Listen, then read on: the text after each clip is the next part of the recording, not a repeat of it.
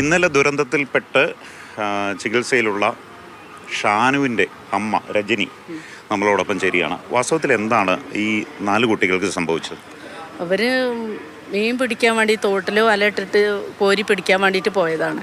അപ്പോൾ രാത്രി ഒരു 7:30 ആയിട്ടുണ്ടാവും വീട്ടിൽ നിന്ന് പോകുമ്പോൾ. അങ്ങനെ പോയി ഒരു 8 മണിയോട് കൂടെ വലിയ കരച്ചിൽ കേട്ടപ്പോൾ അവിടെ അടുത്ത വീട്ടിൽ 2-3 പുരുഷന്മാരുണ്ടായിരുന്നു. അപ്പോൾ അവർ പറഞ്ഞു എന്തോ കേൾക്കുന്നുണ്ടെന്ന് പറഞ്ഞ് ഓരോ ഓടിപ്പോയിട്ട് മെയിൻ സ്വിച്ച് ഓഫാക്കാൻ അവിടെ ഫീസ് ഊരാൻ പറഞ്ഞു. അവിടെ ഒരാൾ പോയിട്ട് ഫീസ് ഊരി.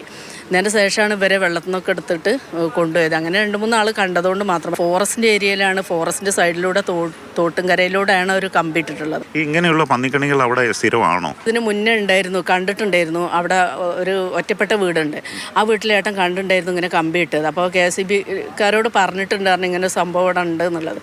ആൾക്കാർ അറിയാതെ അല്ല നടന്നു വരികയാണെന്നുണ്ടെങ്കിൽ എന്തെങ്കിലും സംഭവിക്കും എന്നൊക്കെ പറഞ്ഞിട്ടുണ്ടായിരുന്നു. ഇത് അവിടെ ഒരു വീടുണ്ടായതുകൊണ്ട് മാത്രമാണ് ഇത് ഇന്നലെ അറിയാൻ കഴിഞ്ഞത്, അല്ലെങ്കിൽ ഒന്നും അറിയാൻ കഴിയില്ല. അവര് നടപടി എടുത്തിരുന്നെങ്കിൽ ഇപ്പൊ കുഴപ്പമുണ്ടാവില്ലായിരുന്നു. നയാട്ടായിട്ട് ചെയ്യുന്നതാണോ?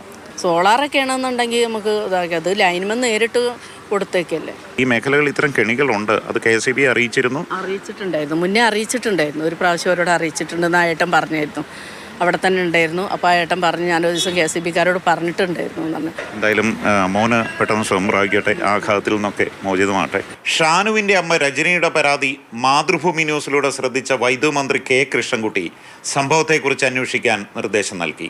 പോലീസ് അന്വേഷണത്തിന് ഏർപ്പെടുത്തിയിട്ട് അത് അന്വേഷിച്ചിട്ട് ആരാണോ കുറ്റക്കാരനെ യാതൊരു ദയാദാക്ഷിണ്യം അതിൽ കാണിക്കില്ല.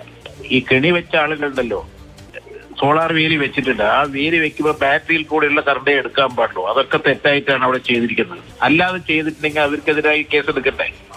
അത് ചെയ്യാനുള്ള നിർദ്ദേശം പോയിട്ടുണ്ട്. സമഗ്രമായ അന്വേഷണം വേണം, എങ്കിലേ ആർക്കൊക്കെ വീഴ്ച വന്നു എന്ന കാര്യം കണ്ടെത്താൻ കഴിയുകയുള്ളൂ. ക്യാമറാമാൻ ബിനു പാവുമ്പയ്ക്കൊപ്പം ബിജു പങ്കജ്, മാതൃഭൂമി ന്യൂസ്.